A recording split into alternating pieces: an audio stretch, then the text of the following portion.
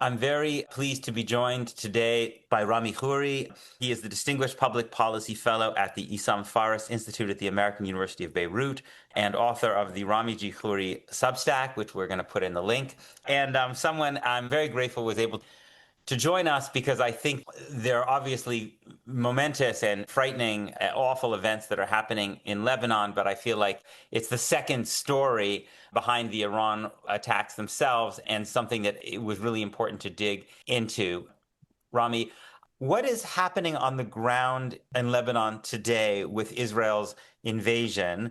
Even the Associated Press, I noticed, is now calling it an invasion. What do you think Israel's goals are, and what is actually happening on the ground as Israeli forces have moved not only from the air, but on the ground into Lebanon, further into Lebanon? Well, what's happening on the ground is there are really two boxes of things that are happening, things that have been going on for many decades and some new things that are really new today. So what's been going on for many decades is that the Israelis are pushing into Lebanon to try to destroy Hezbollah and force an agreement on the Lebanese government with the U.S. pressure politically to have some kind of agreement, either a non-aggression pact or a border demarcation or a peace treaty, whatever they can come up with. But they think they can do this with political pressure. And they want the Lebanese government to carry out the statement or the policy initiated about a month or two ago, saying that Hezbollah has to be disarmed, the Palestinian camps have to be disarmed. Only the Lebanese government can have arms. To which the Palestinians and Hezbollah has said, we're all for that. Just to get that situation ready where the Lebanese government can protect Lebanon, and we'll give you all our arms, or we'll put them under your whatever. So anyway, the Israelis are pushing into Lebanon, claiming that they have to protect themselves because they're under attack, and they are under attack by Hezbollah because of what Israel and the U.S. are doing in Iran. So in the same way that people support Palestine, Palestinians and Lebanese and others support Iranians, and same way that the U.S. supports Israel. If you have an ally, you support them. You go to war for them. Send them money, whatever. So that's not new. That's been going on there for many years. They expect the U.S. to approve almost anything that they want to do, which has been the case. Occasionally, the U.S. will put its foot down and say, look, you got to stop this. They did that with the first ceasefire in Gaza, but look what that came up with. Nothing serious. So even when the U.S. does limit the Israeli military or political moves, it's not in the service of justice, equal justice for all. It's in the service of Zionist, Israeli, American-supported, hegemonic, predatory, racist, apartheid-loving, militant, imperial-backed aggression.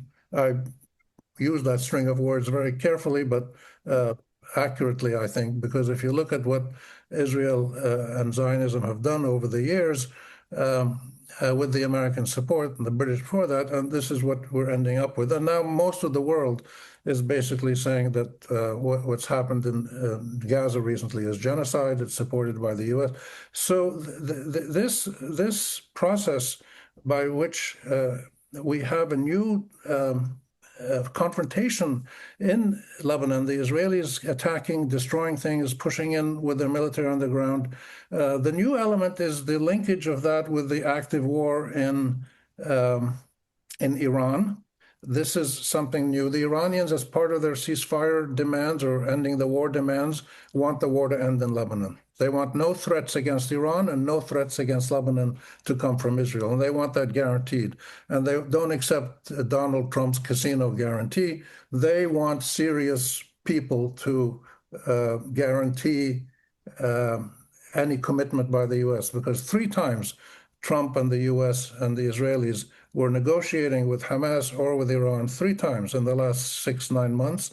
And all 3 times during the negotiations, they attacked Hamas or they attacked Iran. So there's no credibility left in the U.S., and this is new.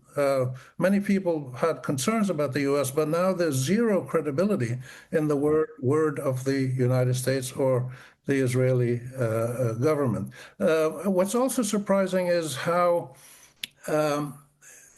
Hezbollah has seemed to absorb the hits it took in 2024, 25, and now major hits that destroyed a lot of its equipment, its storage, its firing capacity, its leadership, everything, communications. And they seem to have come back in a manner that allows them to do what they're doing now, to keep resisting the Israeli invasion, to the point where the Israelis are now saying, the Israeli uh, military leaders saying, we can't do this very much longer. We're stressed out in Lebanon and Iran and maybe in Yemen soon. We're running out of equipment. Our people are exhausted. They're afraid, whatever. So that's new, that Hezbollah has been able to take these big hits and resist. If you go back now, some graduate student somewhere, if any of you have a graduate student looking for a nice topic, go back over the last 3 years, document all of the mainstream media and U.S. political and Israeli political statements about Hezbollah has been dealt a death blow. They can't do anything anymore. And then look at what Hezbollah is doing today. I'm not totally saying everything Hezbollah is doing is great. But what I am saying is that most of what the U.S. mainstream media and political class and the Israeli media and military class, most of what they've said about Hezbollah is not true. You And mean that it's not been as weakened militarily as people thought it was? it's been weakened, but not knocked out, as people said. It was pretty much, a figment of its old self and can't do very much. It's still been, and they've actually shown in the last week that they have more sophisticated defensive, but mostly offensive weapons, missiles, drones, anti-tank projectiles that are guided in a sophisticated way, and they're able to achieve. They've been hitting targets in Haifa. They've been hitting targets in central Israel. Their aim is not to kill a lot of Israelis. Their aim is to destabilize Israel and scare the daylights out of it, to get it to stop its aggression and then force a serious negotiation. A third thing that's new is the combination of Israeli military pressure with the U.S. government political pressure on the Lebanese government. The U.S. has been telling the Lebanese, we're ready to give you billions of dollars, and the World Bank is ready to give you billions of dollars to rebuild Lebanon, Lebanon is a mess, not only because of the fighting with Israel, but because of their own corruption and economic collapse and other things.